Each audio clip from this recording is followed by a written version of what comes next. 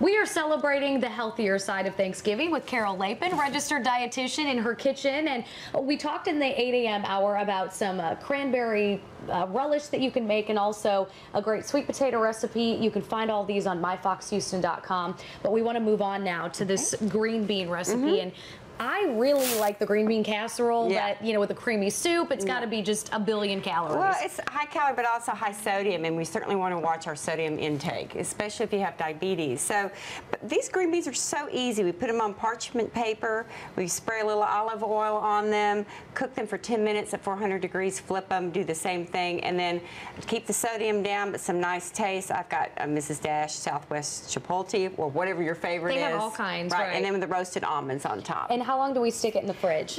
I mean, in the oven. Yeah, so 10 minutes and turn, 10 minutes and turn. So a total of 20 minutes. I'm very thinking easy. leftovers already. Yeah, I'm like, I'm going to just roll this up and put it in the fridge. Okay. And then we also have the stuffing recipe, which I mean, that is my all-time favorite Thanksgiving side dish. Well, that's good to hear.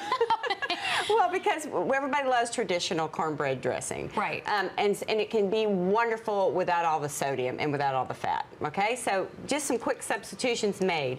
Check your box, because you're going to use a cornbread mix, and it can be low sodium nat, or they can be high sodium.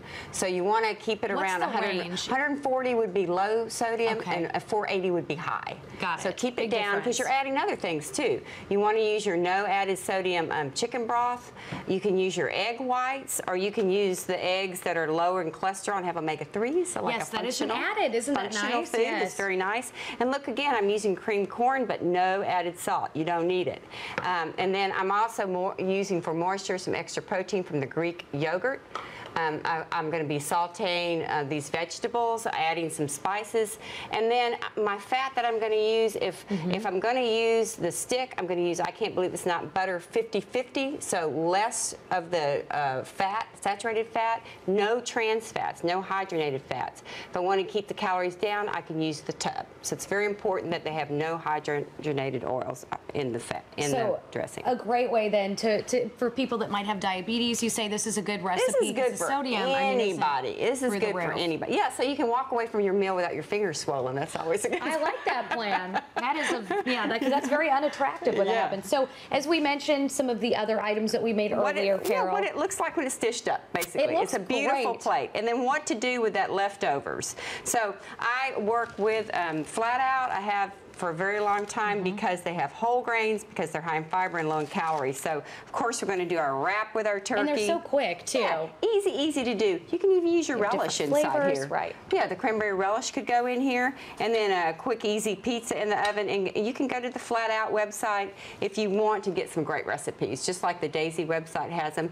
And I can't believe it's not butter. Same thing. Great recipes, you know, on the site. I work with them as well, so I know their products. I like knowing that, too. Those websites that you endorse that have really good tried and true recipes. Yeah, you just look for the sodium, look for the lower fat. They have a mixture of recipes, but they will have the lower fat, low sodium in there too. And I want to talk also then about the website that you just launched this week. Thank you, Natalie. And I mean, it really is a neat initiative. If you're going to a Texans game or the ballet or wherever you're going in the city, they have laid out some of the menu options that are a good, healthy choice if you want to continue to watch your weight and your intake there. And so we have 3 dietitians, Roberta Andine, who is with the Texans. She's helping to feed the Texans and the Astros and the ballet, and she's also a diabetes educator expert, certified diabetes educator at Texas Children's. She's got a blog up. You can ask her your diabetes questions. You can ask me or Sharon Smalling, who's a cardiovascular dietitian. So we're going to recipes. It's going to be all fun. And you also have you've talked to the mayor of Houston about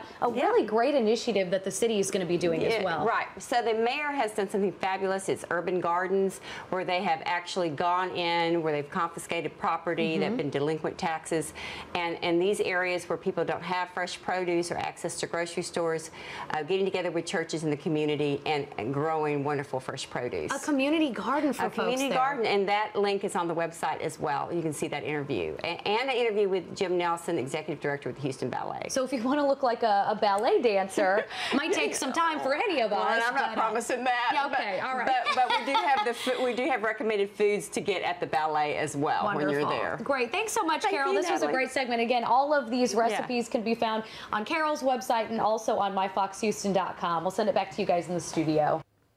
Thanks, Natalie.